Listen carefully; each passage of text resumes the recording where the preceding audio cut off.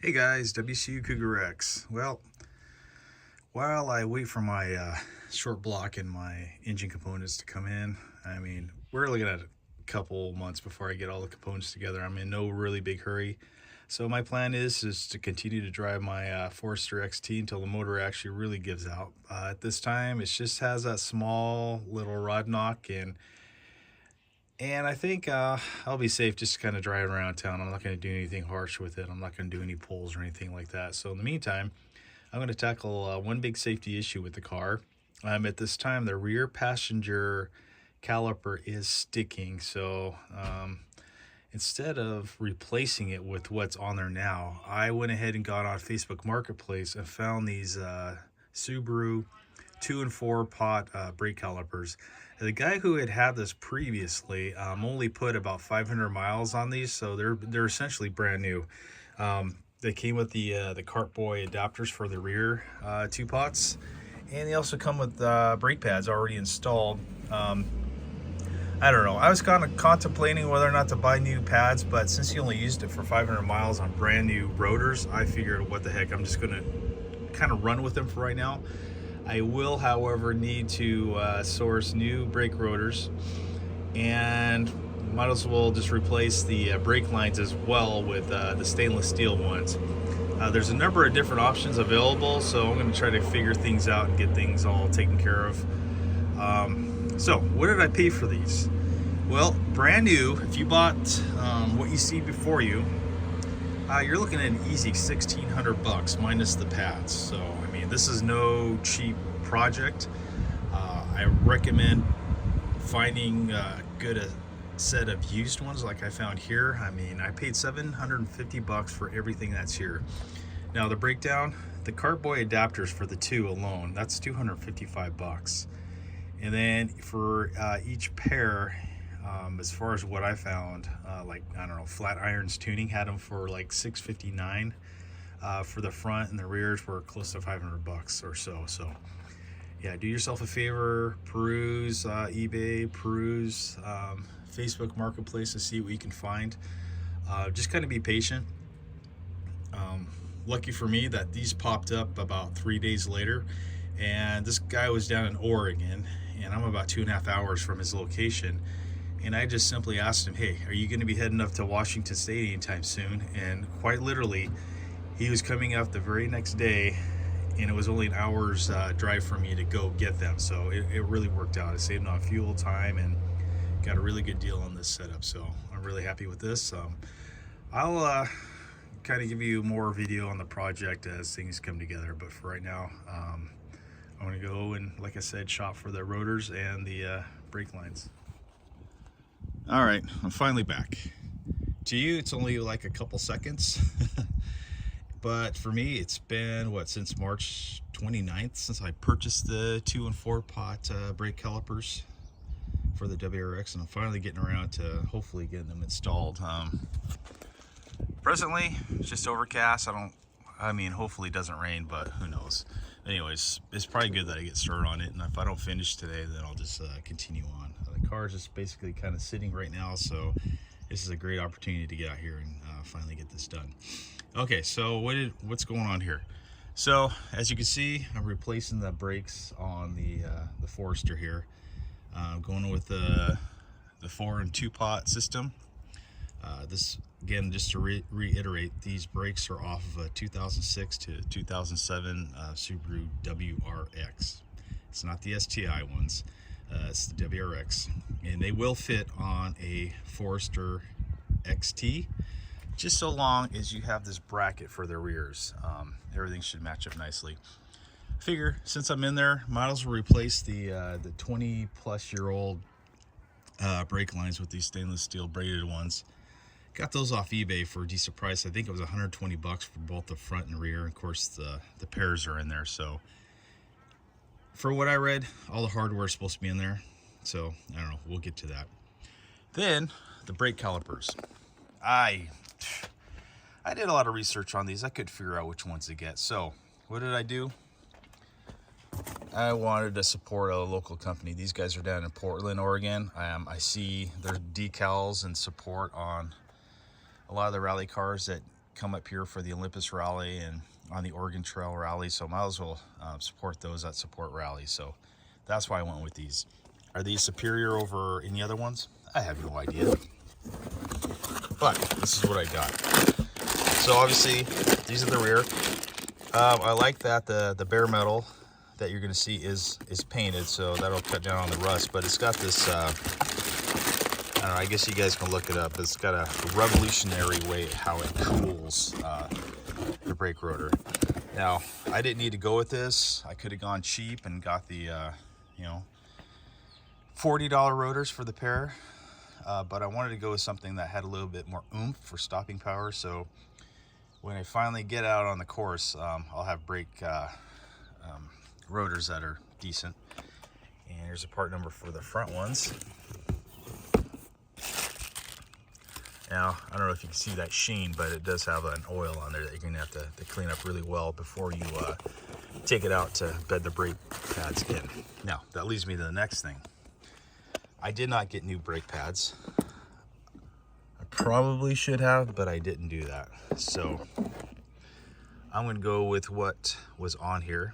The guy only had these on the car for 4 or 6 months, and he hardly drove the car, and then he switched over to the he did an STI swap on his car. So, ooh, that's not good, huh? So we're just gonna rock what's already on here. I mean, what's on here is actually pretty decent in the way of brake pads. Believe me, anything is better than what I presently have on there. And let me go show you here.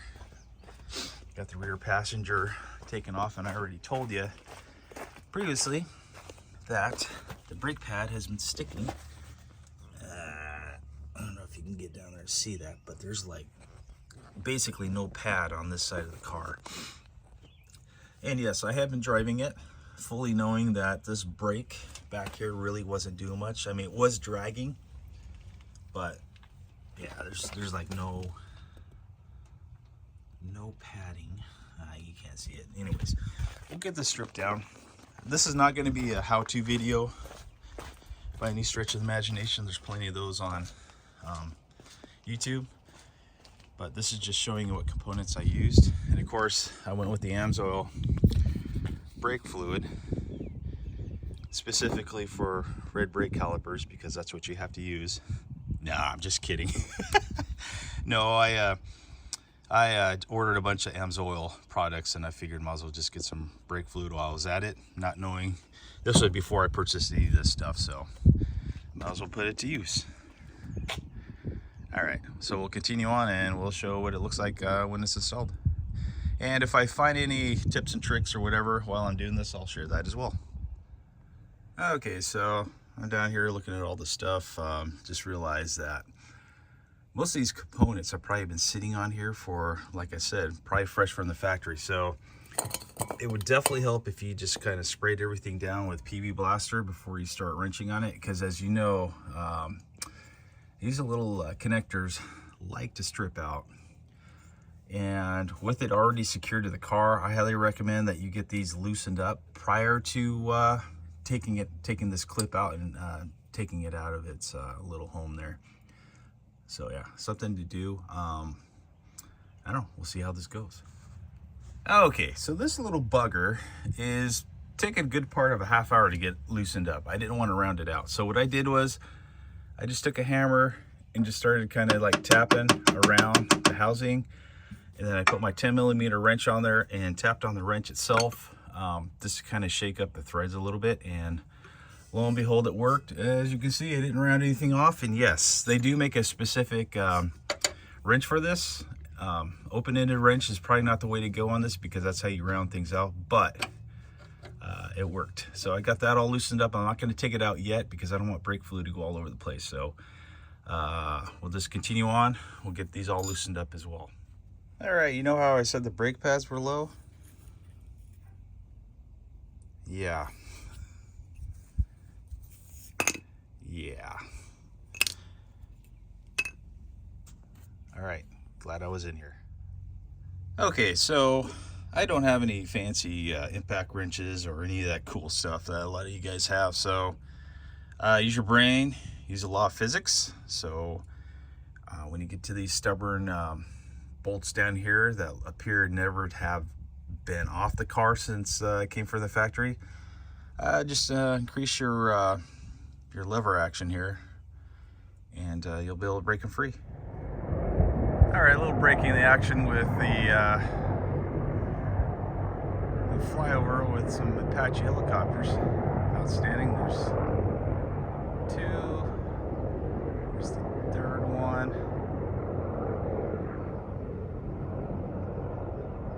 All right. Okay, guys, now the fun part begins. And yes, there is a fun part with this car. In fact, you can have 4 times the fun part by trying to remove these brake rotors off this car. Now, as you know, most of these are just kind of like rusted on there. They're not going to budge. You got to sit here and beat with a hammer, rubber mallet, whatever the case may be to get these off here. Now, if you have more time on your hands than most of us, then, you know, be my guest and go ahead and do that. Or maybe you want to practice your swear words. This would be a perfect time to do that, trying to get this off. Or you can go down to your local hardware store, or maybe you already have it inside your house, and purchase a couple M8 by 1.25 bolts. Insert them into the 2 holes provided here, and that'll apply to all 4 hubs, all 4 brake rotors, excuse me. And just slowly just tighten them up one by one. Just kind of rotate between the 2 until that hub releases off whatever it's rusted to underneath. All right, so you know how I said I had the parking brake off? Well, apparently I just thought about it and I didn't actually do it. So now it's loose. So now you know what it looks like if your parking brake is on. So yeah, that doesn't help much. All right, now that we got the hub off, one of the things that we do have to do is remove this dust cover. Now, some guys have been drilling a couple slots here and there and then simply just peeling back the dust shield. I'm not sure if I want to go that route. I think I want to take it off, because really it's not going to serve much of a function once you do start beating it back. So it's like, what's the point of having it on there? I also don't really want to, I don't know,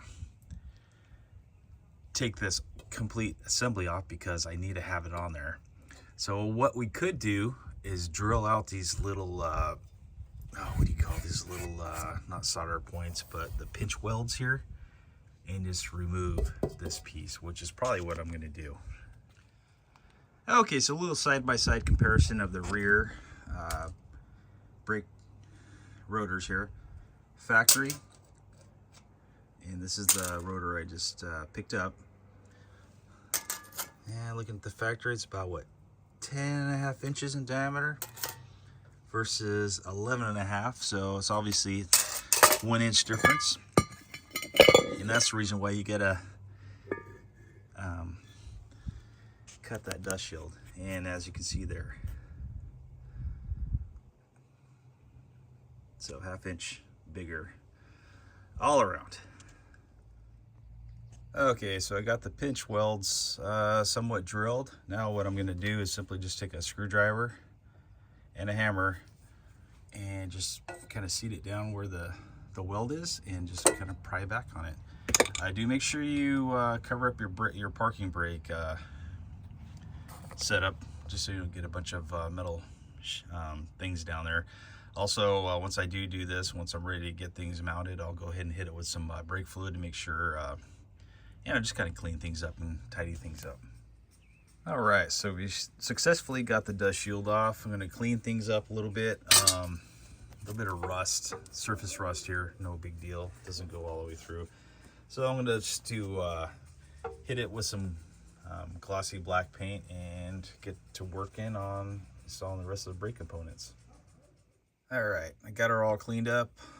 Got the mounting bracket back here all painted up, and I got kind of carried away with the anti-seize compound here, but oh well, at least I won't have to fight with it down the road. So, all right, let's start installing components. And like I said before, very, very, very, very important that you clean all the brake surfaces on your brand new rotors, because as you can see all the packing grease, oil, lubricant, whatever it is that's on there to help prevent it from rusting while it's being stored.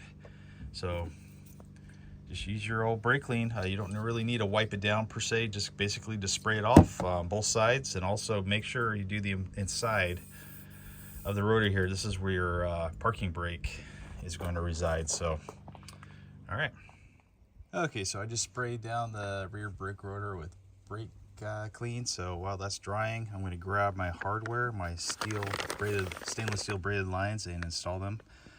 So there's the part number for the rear. I don't think I mentioned that before. And then here's the part number for the fronts. So all right, let's get to it. Well, I mean, this wasn't going to be an install video, but it's kind of turning into one. So now to get the brake line off, there's a series of 2 clips, one here and one here, that you need to pull off in order to free up that brake line from where it sits. I haven't done this yet, so I'm going to just use a pair of pliers and just pull on it. And there it went underneath the car. So they give you one. So keep your factory clips in order to figure out which one you don't have. All right, so I've got obviously the rotor somewhat kind of installed right now, just so you can see the orientation of this cart boy here. So basically it goes right behind the rotor, okay? Then once you get that installed, just like so, what you're gonna do is take your shorter bolts and feed them through the back of the backing plate here, and it's going to thread right into your cart boy adapter. See why you want to use the shorter of the two? Yeah. Okay, so with the rotor off, this is the orientation. This is how it should look. Now, when you go to install this, remember, this is aluminum. It's going to be really easy to cross thread this sucker. So I highly recommend that when you get one of these bolts started, don't put it in all the way. You want some slack in there, and then go ahead and install your other one. Then at this point, now you can tighten them up. But don't, like I said, when you go to install the top one, make sure it's nice and loose, just so this one can capture the thread, because if you cross thread it, you just wasted 250 bucks. Or if you have a thread kit, I guess you could do that. But for the lay person, do-it-yourselfer, we don't have access to any of that kind of stuff. So just gonna be patient when you go to install this. Don't cross thread. Okay, so at this point, we got the car toy adapter all mounted up and tightened down. I just installed the brake rotor here once again, and I made sure I cleaned it up really quick. Not that it's going to fall off, but what I did was just to put the parking brake on, just so that's not going anywhere. So highly recommend you do that. And then now I'll install the brake caliper. Okay, so prior to installing your brake caliper, make sure you have the correct side to mount. In this case, we're on the right side of the vehicle. Make sure that that bleeder is at the top. You don't want it at the bottom. Obviously, why? Well, I think you can figure out why. Because if you have that down toward the bottom, it's going to be really hard to purge the air out of the system. So you want that at the top. So, all right, without further ado, let's go ahead and install this. And I forgot to mention, install your calipers without the pads and the hardware in there. It's going to be a lot easier. Again, we need to start that first bolt, put it in about halfway. You want this nice and loose. Start the other one and tighten them down. Again, don't cross thread. Take your time, just do it once and you'll cry less. Okay, so now we've got the brake caliper installed, got all the brake pads installed as well. Now we're moving on to the next thing. We're going to hook up the brake line. Also with this kit, they provide you a new banjo bolt and 2 washers. Make sure you use brand new washers, don't use the existing one. And I will show you the orientation of it on this caliper. All right, there you have it. This is exactly how you're going to put your washers, and then we're going to screw it into the back of the brake caliper. Can't really do it this angle, but like so. All right, banjo bolt installed, and we got everything exactly where we want it to go. Now at this point, make sure you inspect your work, make sure everything's good to go. I did have to adjust my brake line as it was rubbing against the shock tower here, so just make sure that you are not coming in contact with anything. You don't want any potential rubs, because eventually it's going to cause your line to rupture, and yeah, it's not going to be a good day. All right, so get everything tightened down, and the next step is to bleed the brakes, which I will not show because you guys should already know how to do that. All right, moving on to do the driver's side. I'm not gonna show any video on this. Pretty straightforward, just like the other side, so it should actually help me to do it a lot quicker so I don't have to film it. But another little hack is the tools that you're using, just put them in a box, so you don't have to rummage around in your toolbox or your tool bag or box, whatever the case may be, looking for the same tool you just used. Just put them in a separate container and be a lot more efficient. You'll be able to find things a lot quicker. Okay, now it's time to tackle the front. It's amazing how quickly you can do a job without having to film everything. So, not that I'm filming that much, but you just got to take a lot of thought and consideration as far as the content that you want to provide. You don't want it to make it too redundant, but I went ahead and PV blastered all the little connections, gonna let them soak a little bit, and then I'll start ripping her down and start replacing components. This front disc is actually in pretty good condition. I mean, there's no wear on it whatsoever. But I'm gonna change them out anyways. Stay a little consistent. Okay, just got everything all stripped down, just in the process of cleaning things. I will tell you this, the fronts are definitely a lot more straightforward than the rears with regards to going from the Forester 2005, 2004 Forester XT to the 2006, 2007 WRX 2 and 4 pot brake setup. From my understanding, the fronts, there's no trimming needed. Literally, the brake rotors are exactly the same. The holes for the mounting of the actual calipers themselves are exactly the same. So, with that said, you reuse your front mounting bolts that you took off your old system. So don't throw those away, don't get rid of them. But that's pretty much all you're going to reuse. The heat shield stays on. You don't have to trim that. You don't have to cut it down. Nothing. It's good to go the way it is. Yeah, I mean, it's pretty straightforward. I'm just going to leave the brake line connected until I get everything all buttoned up. I just don't want to get brake fluid all over the place and drain the system out and have to repurge everything all over again. So definitely a consideration to think about. Yeah. All right, well, let's continue. All right, so as with the back, there's always a fun part. And this clip is no different. This clip actually is not too bad. So, how do you get this clip off? Very simple, don't overthink it. Just take your little screwdriver, put it underneath there, okay? And then just pry it forward. See, it's coming out. Just kind of take your time with it, just kind of finesse it out.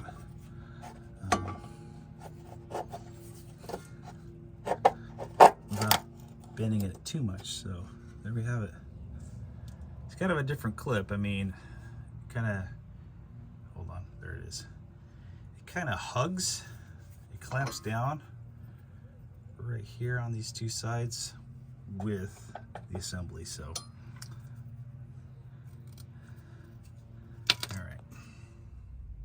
Okay, got the rotor installed, and again, when you go to put the caliper in, make absolutely sure that the bleeder is at the highest point of the caliper. Okay, you don't want it down at the bottom because there's no way you're going to be able to bleed this correctly. So, all right.